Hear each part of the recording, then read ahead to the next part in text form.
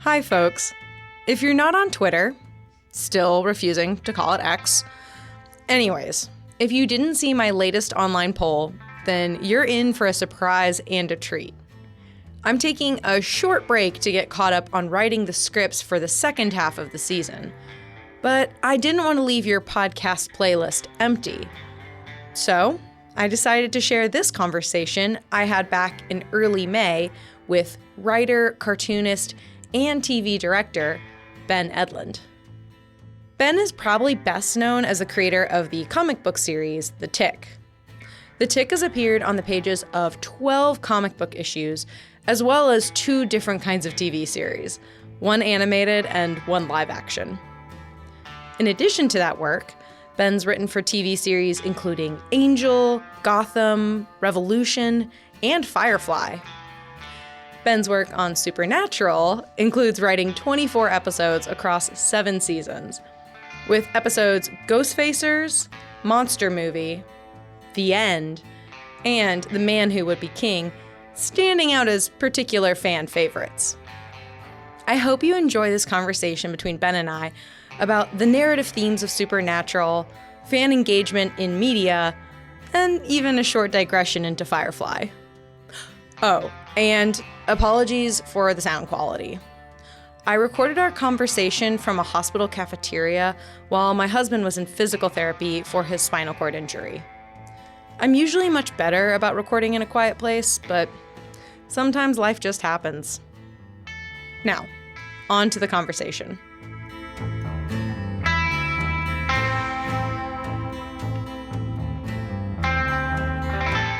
I'm going to go ahead and have you start by introducing yourself, I guess, name, pronouns, and credits as they relate to our discussion.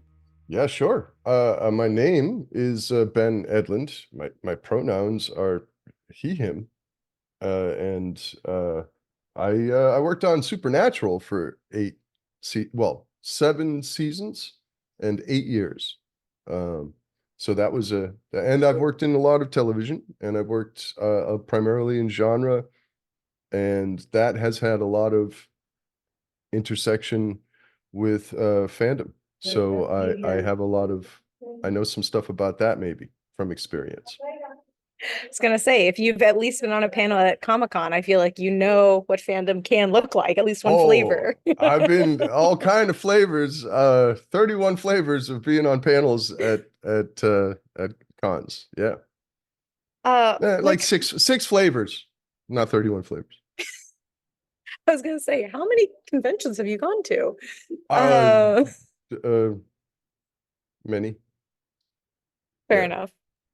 Well, I did want to ask a little bit about your experience in TV writing generally before going into Supernatural. And I was kind of curious about how you think about the challenges of being part of a writing team and maintaining consistent storytelling across years and seasons when you don't know if your show will be 2 seasons or 12, or 20. Yeah. Yeah. That is a real challenge. Because people who come to watch this are coming to watch a world, and we want a world to have more than just internal coherence. We want it to have a kind of almost ex nihilo, from nothing, totalness. So the idea that it was constructed by a bunch of flawed humans in a kind of a psychically sweaty room full of like Twizzlers and like too much coffee. Like if that is the origin point, we're all engaged in a suspension of disbelief to a degree, right? And it sort of can so the idea of working out a story over time that keeps getting put up into the public, on the public canvas as it develops is not so dissimilar from writing a novel where you publish every chapter before you finish the novel, and you're never allowed to go back and rewrite anything. Everything in the first draft of the novel is canon. So, like, to rewrite, you have to retrofit and re-engineer or re-perspective what has already been disseminated to the audience. That can sometimes be really awkward. It can, and our discussion in that it starts in and around the show Supernatural. That is a 15-year expression, or like, of the struggle between the attempt to really make a coherent, fluid world that really flows, uh, fluid in many ways, like that it flows, but also that it can kind of keep opening up and embracing and filling new spaces and feel like robust, but that it doesn't countermand its own prior exposition, uh, which, Supernatural is not crime free in I that was gonna area. say we know we know where the plot holes are. There's, There's but I mean, this then becomes like uh, more than a show. Why are we talking about it now? Because there's been like a wholehearted embrace of the mythos, and the mythos has like dislodged from its like presentation and become property of everyone, and it's developing story everywhere. It's developing new sort of yeah, sort of. are you saying that Supernatural itself is becoming a tulpa, where it's because we believe in it hard enough? I mean, in a sense, I mean, like, I'm not sure if we can extend. I love tulpas, as you might know, and I'm not sure if we can. If yes, if an entire cult form can be a tulpa, then it is. But it is certainly has developed, and I'm speaking of the neutral term for cult, but it has developed a cult, like legitimately, not like a hot topic cult, but like legitimately a sort of a cult with a shared mythology, lots of regional, schisms, but um, Shared and practices and like shared practices, expectations. totally, and then also wildly varied interpretations, clashes between interpretations. But it's got enough to really draw you into that level. Um, and so that's like, and I don't think Gunsmoke did that. Like Gunsmoke, you watched it when it was on for almost longer, maybe. Like it was one of those things that just an endless genre show that just went on forever. We're still in the Gunsmoke. But like, I don't think it had the same sort of doors open to us, like what Star Trek did, which is a sort of a ideology, Roddenberry's ideology, which is an optimistic, like projection of the future that creates a loop back into the present. And then you have Klingon ships of people working for Habitat for Humanity. And there's a captain and there's a science officer. But what are they doing? They're building a house for a poor or like disenfranchised person, right? And that's real world efficacy motivated by a mythology, right? And we see that all the time in Supernatural, like all kinds of charitable outpourings and like organized sort of events and real world efficacy motivated by a mythology, which is much larger than any one show or any one piece of artifact of pop culture. So Yeah. it's some It's kind not of.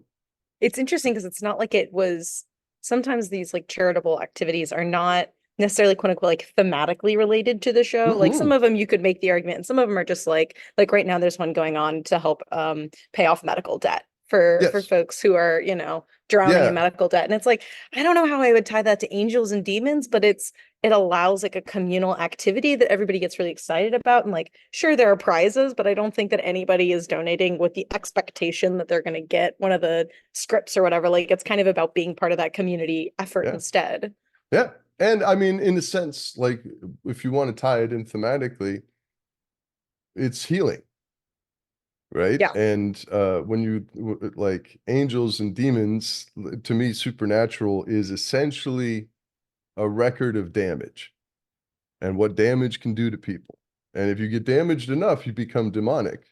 And if you are healed from damage, you can actually get free, right? So, and getting free of medical debt. So it ties in as much as anything ties in. I think it's weirder for Klingons to come to Earth and build a house for some guy in Kentucky who's like, yeah, thanks, guys. Like, Kapla! You're like, okay. okay.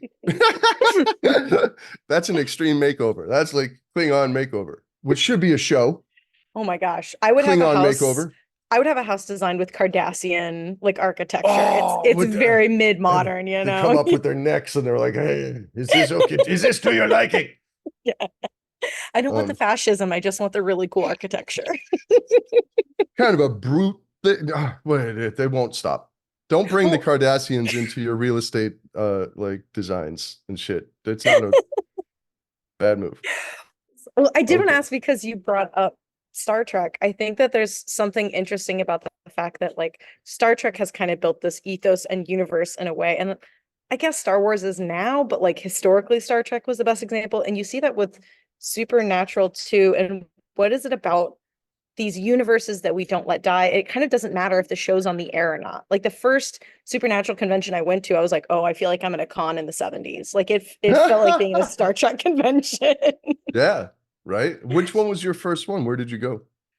So I was supposed to go to Chicago or for Supernatural specific ones, but I got COVID like 3 days beforehand. So I went to Kansas City and I stayed with my friend who is now the editor for this podcast. So cool. it was the first time she's introduced to the show. I was like, I'm going to this convention. I'm going to fly into your city. Can I stay with you? I'll bring you along. And she was like, okay.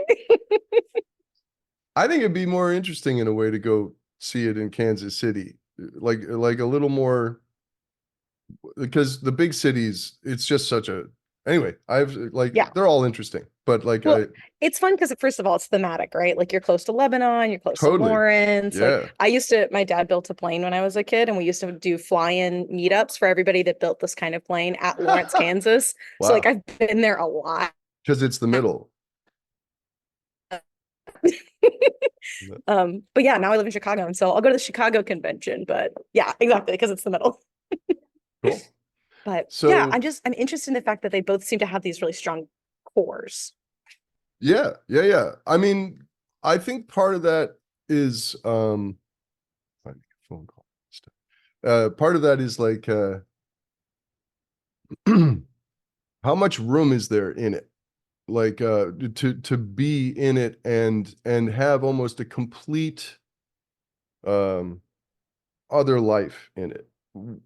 So with Supernatural, apart from the firmament of angels and devils and what have you, there is this hunter ethos, and there's a code of conduct, and there's a sort of an outsiderism that matches a sense of the maybe zeitgeist as it stands, and a sort of a beat quality, and all these things that, and then inside that there's it's a story of tremendous personal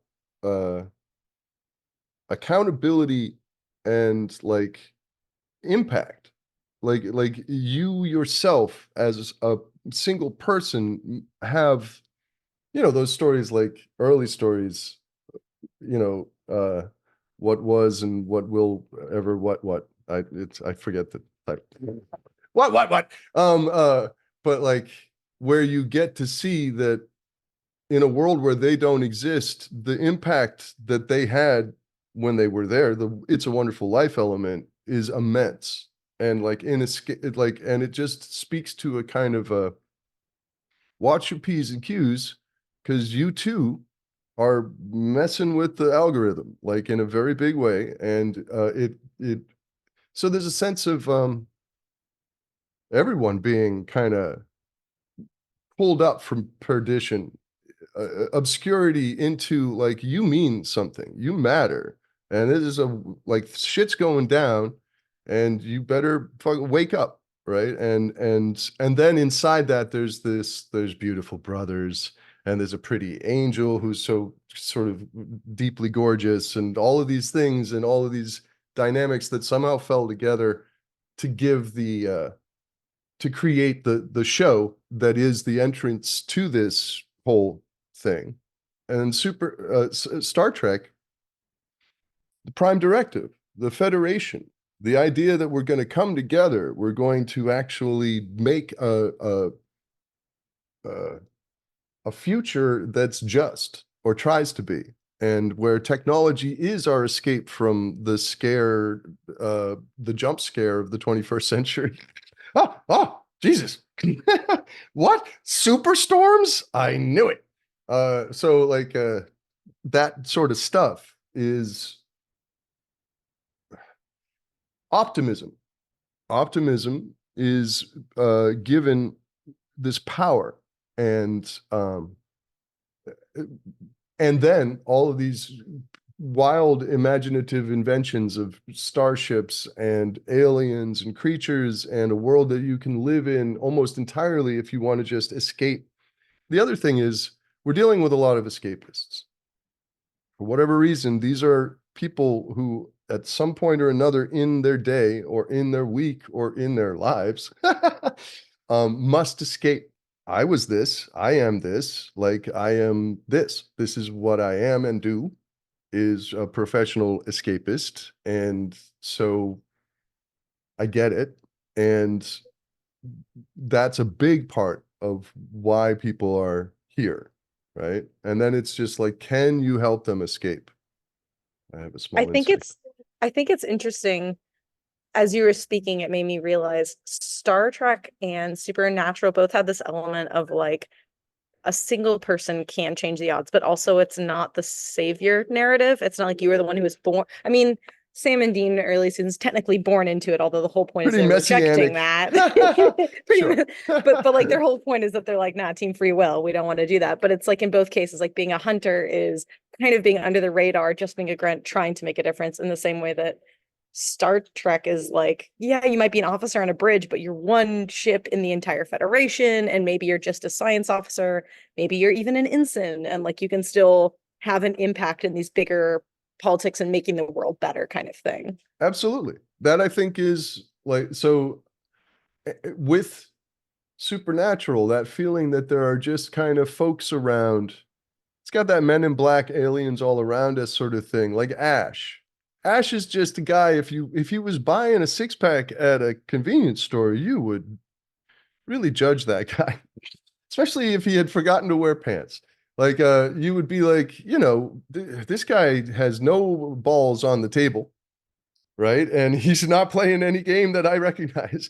But that person's impact on that whole tapestry of other individuals who have woken up to their personal responsibility, the ones who aren't schizo affected and just blowing up people. Anyway, there are crazy hunters, but like just the notion that anyone can be called upon.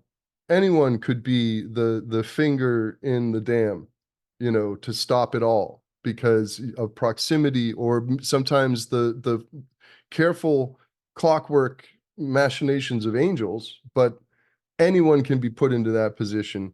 And it means everyone has the responsibility of that anyone, right? Like, and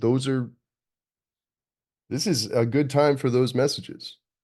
I'd say Supernatural airs on fearing the unfamiliar. The unfamiliar just wants you dead. It's going to slit your throat in the night. Maybe something that is unfamiliar is okay. Sometimes you look out, it's not coming for you. It might not care Sometimes. about you. Maybe it just wants to ride along in the car for a while and slit somebody else's throat. Have you ever thought about that? I'm so interested too in the fact that you bring up Ash because like such a pivotal character, but also so early in the season. And it's interesting that you get to see this kind of evolution of what hunters could look like across, I mean, 15 years on TV. A lot of things were changing in the real world as well about expectations around, Yeah, gender and sexuality and roles. And yeah. I think it's really interesting that you kind of get some later season hunters that are like, oh, they're still recognizable as hunters, but they're Mhm. not going to fit that kind of like 70s macho man stereotype anymore. Right. Yeah, I think that's something very interesting. I mean, the show really, it evolved in a very interesting way because it entered into this after season 5 especially, it entered into this collaboration with its own support system, and it evolved, right? And it's also the work of so many different people and so many different influences at so many different levels. It's I would resist any conspiracy theories that are out there, by the way, because you're crediting the system with way too much coherence. That there was a top down, like, we can or can't have this happen is hilarious to me. Yeah, Like yeah. it It's like, do you was, know how many people have to keep a secret? Like, that's not how this no, works. what we can have happen is we need 23 of these a year. So we can have that happen. And if it doesn't happen, that is bad. We need a conspiracy to generate 23 total of these. It is not easy. And there's going to be a lot of words flying around and a lot of ideas. And it's going to be like a cyclone of concept, ideally around some central tent poles that allow for that ongoing coherence. And I would say that it gained and lost coherence as it passed through its seasons, like Yeah. anything. Well, that's a question I have is how do you as a writer think about maintaining a character's integrity without allowing them to become a stereotype of themselves? I don't know. Um, it really, none of those discussions hold up under the pressure of 15 seasons. Like it works in a 7-year show. You go like, okay, yes, Buffy ran for 7 years and it got caricatured times, and then it kind of came out of it. It sort of got too, broad in some ways. It did a lot of, but then double it. Do it for twice as long, right? And then you're in a place where you're okay, we're talking about something that has been a shared fever dream for 15 years, right? And it's gone to every possible place and looked under almost every sort of easily reachable, mythological stone it could find, every folkloric, every urban folk, like under all of this, and tried to stitch together one quilt of meaning underlying all of it, uh, it's so you don't. You probably will enter into areas of caricature. Like you're going to be searching for how to expand the character or how to even maintain it. And then, um, yeah, not everything will probably work, which is an admission that I think escapists don't want to hear from their demiurges. Like they don't want to hear like, oh, wait a minute, you didn't know what you were doing. You're like, I submit God might have a couple of holes in its plan. Also, maybe some open areas that are being rewritten even as we discuss. Well, and Anyway. I mean, because you mentioned it's like trying to write a book where you never get to go back and revise any chapters, which I think is how Leo Tolstoy wrote Anna Karenina, which makes sense if you read that book because you're like, it's very long and just wanders off. Does it ramble? Just a little bit. Yeah, But I because they think would it's publish those as like in periodicals, yeah, right? it was And like it was that's, like with the newspaper. And so it was but like, all then right, you could put out the book and you could rewrite it a little bit and you could it's sew true. it up a little bit. Like no one's putting out all 15 seasons of Supernatural with a rewrite. That's true. I can't imagine how expensive that would be. Let's not. Well, AI will do it in an afternoon in about 4 years. I don't. I work at the Data Science Institute and we work on a lot of AI. And let Oh me yeah. tell you, we give it a lot more credit than it probably deserves. It's an I interesting tool. It does not do what we think it does. I know what you mean, and I personally don't believe that we are capable of creating the level of understanding and read in, read out, like sense of place, or even like tying a information processing system to a body would be one of the first things you'd have to do in order to even begin to anyway. So there's a lot, Yeah. right?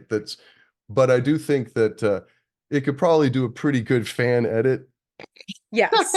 I think it of could do that. I think if you gave it all of the roles of yeah. all the tape, you could do it. But I don't think That it's going to create anything new. Oh no. I'm not sure I am.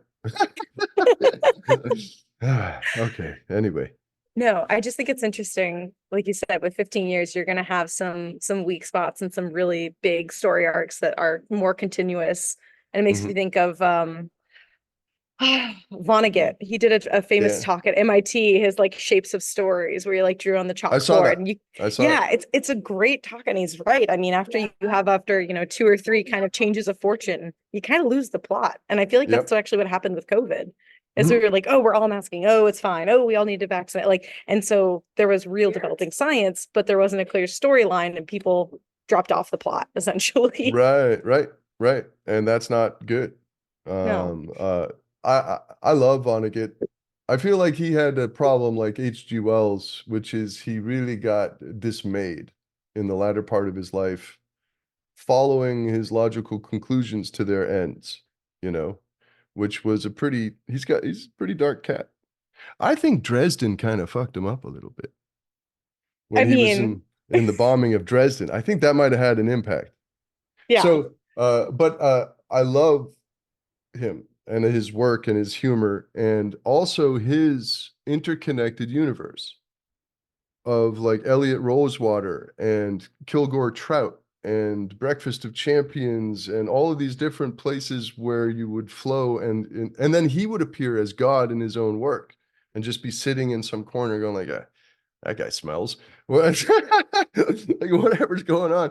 That's amazing. And it also harkens for me back to H.P. Lovecraft and that raft of Cthulhu mythos that stretches from August Derleth to like Arthur Ashe, I think, and like Clark. And then, you know, Robert Bloch, the guy who wrote Psycho, was involved in it. Like all of it is that shit's cool. But no Yeah. one I is think like, no, there's no Cthulhu Habitat for Humanity groups that are building a house for someone in Kentucky. Hey, thanks, guys. That's not happening. That's but I not, think but the difference there is that there's a group of creators and creatives who are all like interchanging kind of interesting ideas, which is not the same thing as having this more osmotic experience between creators and fans who are interested and then like kind of create their own stuff that then maybe accidentally gets incorporated in some ways, you know, and if fans are asking like, oh, is so and so supposed to be blah blah blah, and you're like, well, we could do that. That could be yeah, interesting. yeah. Well, that did happen with Lovecraft in terms of that interactivity between writers and readers. It was such a hotbed of like, it was just the beginning of this. It was that fandom, but really, you know, anyway, without, but I think you're right. Like, it didn't, this is a immediate back and forth of feedback. You put something out, you get an immediate, overwhelming wave of both people who think it's great and people who think you've ruined everything, including their childhood somehow. I don't know how I did that. But like, yeah, and it makes things like scripted television operate, to me, it seems more like stand-up comedy, where you're reading an audience in real time and you're going like, it took them a while to laugh at that. Whoa, they didn't laugh at that at all. I'm not going to say that again tomorrow night. Like there's a, and it, you got to be careful about that. You have to be careful about that the flow is primarily coming from you and moving outward, because otherwise you're just becoming the wrist of a committee, you know, which is not my goal. Yeah, no, that's definitely a conversation I've had with several writers and showrunners of like how do you kind of like integrate some feedback that might be useful without just totally having fans run slipshod and kind of do what I feel like happened in some of the later Star Wars movies where they were like, Mhm. well, this pissed off fans, so we're gonna change this. And it's like, okay, but now none of this tracks as a coherent story Yeah, whole. Like you just yeah, made a mess.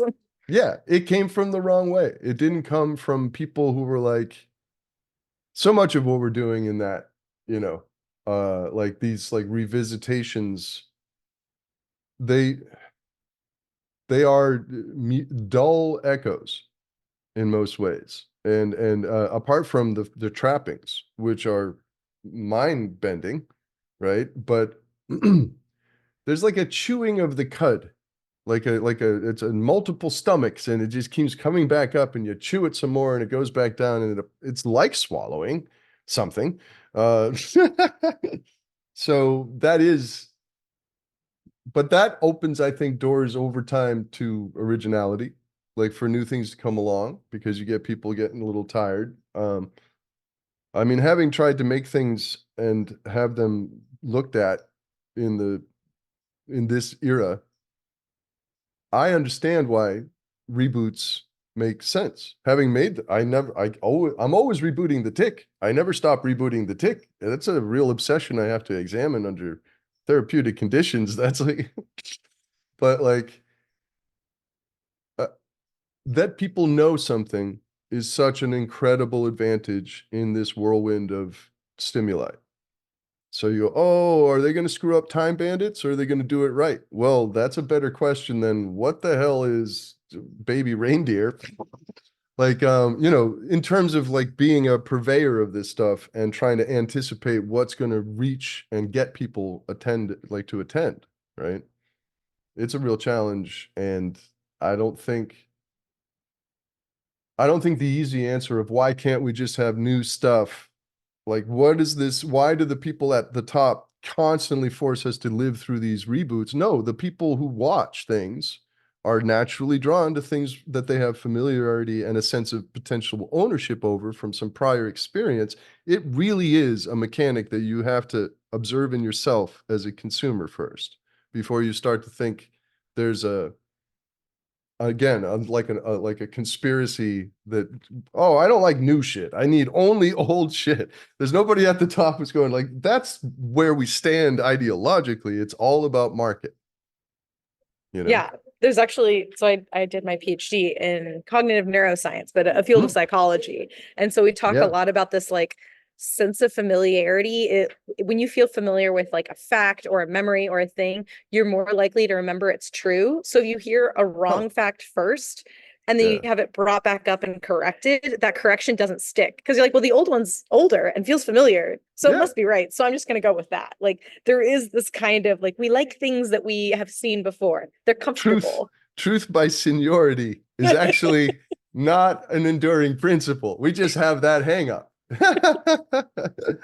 Yeah, that makes sense. But that would be, you'd think back in the world of like the early development of the brain in its environment, and like deductive reasoning being life and death. And like this, I lived through this. Right. I This can thing eat I this lived mushroom. through. Yeah, I lived through it. I'm still alive. This new thing, I haven't lived through that. So fuck that. Yeah. Yeah. And then we I get a better point where kill that we guy. well, and then you go through periods of like even developmentally where you're highly explorative of your environment around you and you're trying new things and like you see this little kids pushing boundaries all the time. And so there's always this kind of push pull of like, no, we only do the comfortable things and like let's only try new stuff. Let's Yeah, really push right, outside that. right.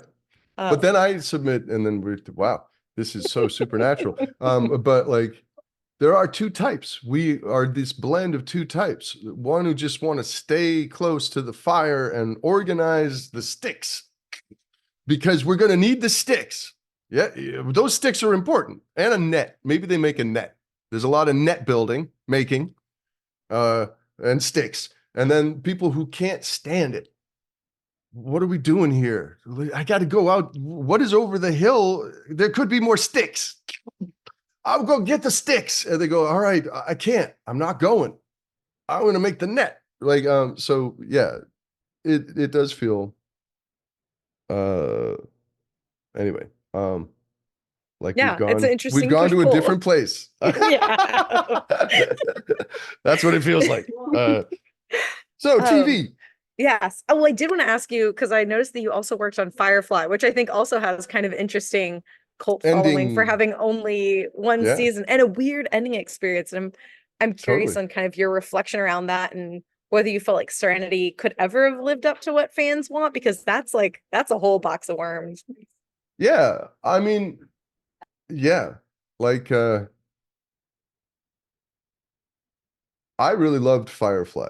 I felt like that was deserved to be a larger part of our culture, and it was like hamstrung by small people, not a conspiracy, failure of vision on a very small like by a very small group of people, and that would now be, with the proper cultivation, Star Trek. Like it would have an entire, and it would be a Star Trek of this era. It's very human centric, and it's based on like the hard work it will take to colonize the stars, the hard work it will take for us to get through this next century, right? It had real, I think, zeitgeist grist to process, and then it just got capped. And I was on set shooting The Message, maybe. I think Tim Minear was directing. And that's when the message came down. We're canceled, right? And there were still more episodes to make, and it was just like, who the fuck would cancel this? Like, we're on this gorgeous spaceship, and it's going great, and the stories are great. Like, it's working. Even if there's a slow pickup on people watching it, if you know anything about television, you know it's good, and it'll get there, and then it gets canceled. So I fully understand.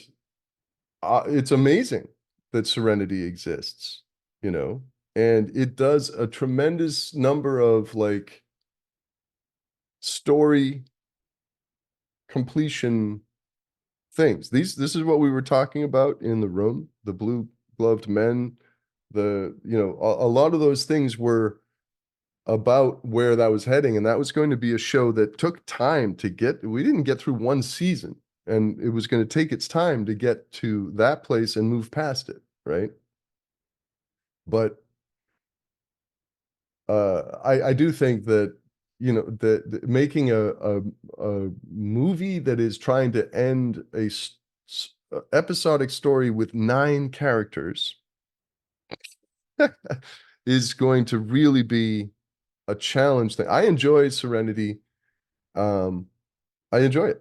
And I thought for like also to be that to be your first movie you're directing, I mean, it shows that Joss Whedon knew what he was doing and would move forward to be like capable of like that kind of thing. Avengers was not a guarantee. Like we would not have the MCU truly without someone actually coming along and landing the Avengers the way it was landed. So, you know, anyway, the way that ended was yeah, really peculiar. It, because it sort of jumped from one place that it was being viewed to another place, and then it was subjected to the sort of gravity and rules of theatrical distribution. So I I don't was know. gonna say, even though they're both screen, their formats are kind of fundamentally different. What you expect out Yes. of a movie in a theater versus on your Yeah. television every Tuesday night or whatever. Yeah. I don't even actually understand fully what would be like the aggregate fan response to Serenity. Do you have a sense of that, or? I think I'd have to dig into it. Mhm. I've been doing a little bit of digging, trying to I mean, like, so part of the problem is that like fan behaviors are going to change depending on what platform they're on, the kind of Yeah. engagement that they're doing. You know, Tumblr looks different than AO3 than Twitter. Yeah. I think, like, based on my experience, where everybody was really into Firefly, but everybody hated Serenity. But I don't know if that still holds up because that was Yeah. like when I was in Yeah. high school, I think. Right. Yeah. So I would be curious to go back and re-examine that. Yeah. Me too. Yeah. Only a little bit though. Yeah. Don't want to spend So too much much time is on that. happening. But like, yeah. So that was sort of like there was a lot of things levied against Firefly, and I think that it should be much more present. Like I would have. It should be one of the top 3 like space opera continuities right now, and it's not because it was failed. You know, not failed by its creators, but failed, I think, by the network that was supposed to support it. The same network, incidentally, although I'm not a heavy grudge cat, but the same network that smothered the Tick in its crib the year before. I was employable by Firefly because they murdered my show. And then I went, oh, hey, I'll go over to Firefly. What? I didn't realize how lucky I was at first, but I got this amazing job on Firefly. Then I'm on a spaceship, and then they smother that show, and I go, is it me? Maybe it's me. I got to get out of this racket. Anyway. Yeah, no, I mean, you've worked on a lot of shows with famous endings, I guess we can say. Angel, I thought Angel had a good ending. I Where did too. they keep fighting, they're probably going to die, but it ends on this, like, I don't know, it's a sort of a interesting trick of the last episode. You just get this new adrenaline rush for the whole series right when it ends, right when it cuts on this like battle moment. And like that to me was, I also love Newhart, where do you remember with the golf ball? Do you remember that one? I've never seen it, but you're like the fourth person who's brought this up to me for this season. So I just The think it's Newhart funny. there are some endings that must, Saint Elsewhere, Yeah. Newhart, right? There are certain endings that they have to be, frankly, The Curse. I don't know if I've seen that one. Okay, I won't say anything about it. It's now. It's like Emma Stone and Nathan Fielder. Oh, I've heard about it. I need to see it. It's on my list. Yeah, that ending. I'm not saying anything about it. I'm not saying anything about it to anyone. But and I don't even know what I think about it. That's a good ending. I'm totally baffled. I don't even know what happened. It's an interesting thing that happened there. But like with Newhart, the golf ball, or Saint Elsewhere, where you trash your entire universe and put it inside the mind of an autistic child who apparently has very detailed thoughts about like medicine. He's autistic. Maybe he's like a magic little boy. Isn't that how that works? So yeah. I thought that Angel had a power to it. I've never ended anything of my own. We just sort of wander away from like the Tickos just wanders off. Although the last one sort of had a moment at the end where they just run off into a sort of a blinding white light, and the tick yells spoon, and I'm like, yeah, I guess we ended that. But yeah. What's the other one? You worked on Gotham, right? I Sure. don't know if you were there when I can't remember how that ended. I watched that for quite a long time, but I don't remember if I saw the ending of it. I don't know if the beginning or the middle or the end of it matters. To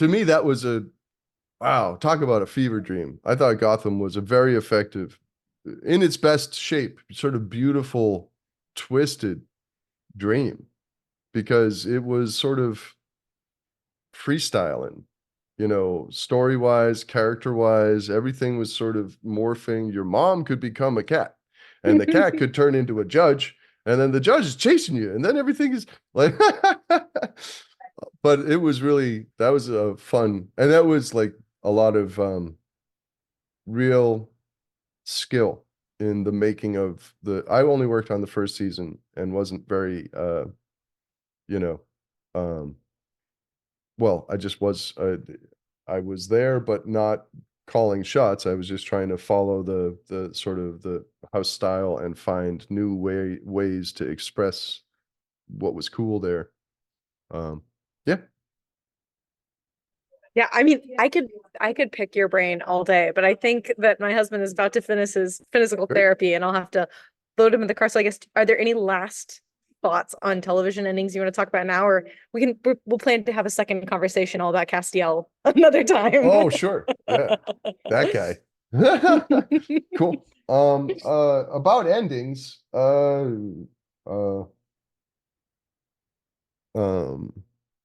yeah, it's as we started this discussion about like that notion of writing a novel and publishing it while you're writing it, and then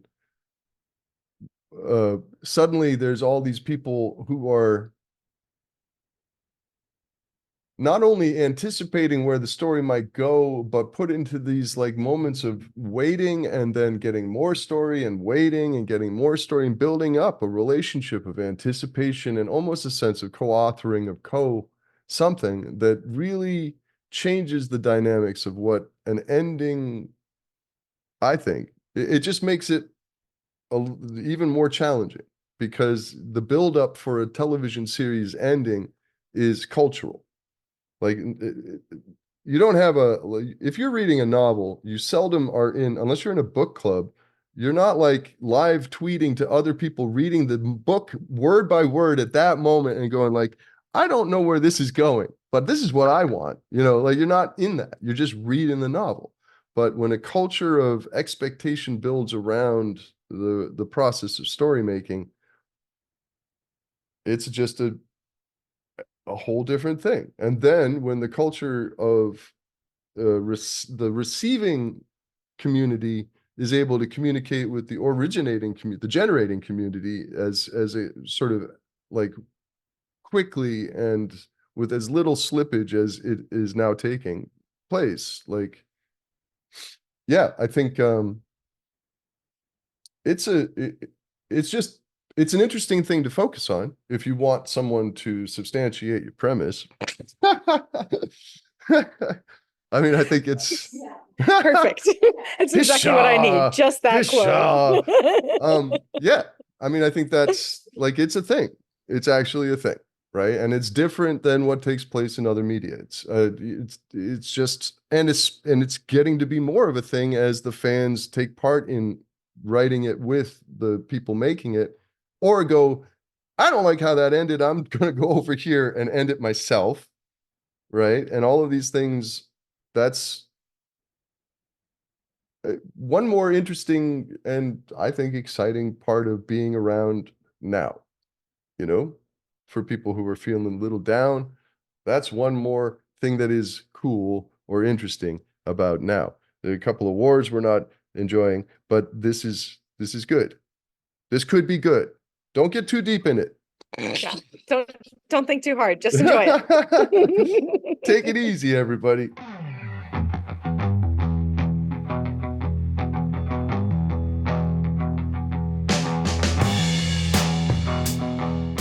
I hope you enjoyed this mid-season bonus. Next time on In Defense of Fandom, we'll get back to the main arc of the season. See you in 2 weeks.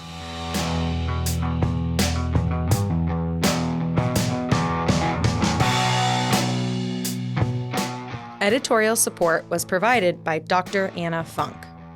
Music was composed and performed by Chris Scott. Cover art was designed by Liz Hand. In Defense of Fandom was made possible through an unhealthy obsession and your support via Ko-fi. Thanks especially to Meg B, Catalanta, and Tiff for supporting this season of the pod. If you're not already supporting the show and you'd like to, you can find a link in the show notes to our Ko-fi. A one-time donation of any amount will get you access to behind-the-scenes content, including the audio of some of my full conversations with the season's guests. And if you can't support the show financially, giving a 5-star review on Apple Podcast is a great way to help support this work. Your support is deeply appreciated.